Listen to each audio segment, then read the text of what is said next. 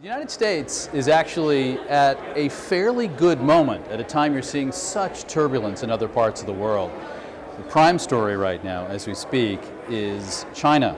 We have new data from Chinese factories that is looking quite weak. And China has been, in large part, powering the world economy forward. Look at Europe.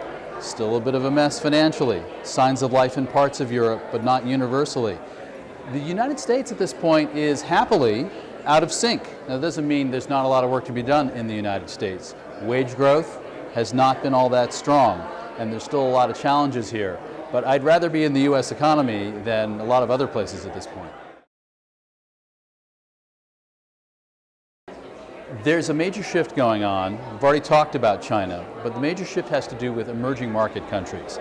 The story since the great financial collapse in 2008 and 2009 has been emerging markets. We dropped our interest rates, so a lot of investment money around the world looking for higher returns went to countries like, for instance, Brazil and India and places like that. Well, things are shifting.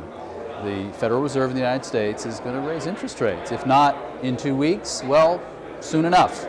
That means returns will be higher in this country. Money is flowing out of emerging market countries.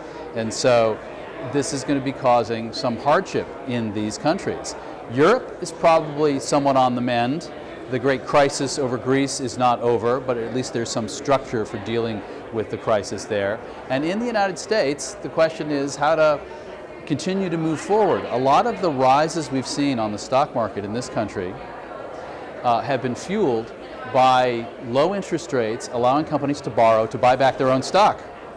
Now, that isn't exactly the sort of investment that you would want to necessarily see longer term with stock market capital. You want to see investments in the sort of stuff that creates jobs. And so hopefully we'll see a greater shift in that direction.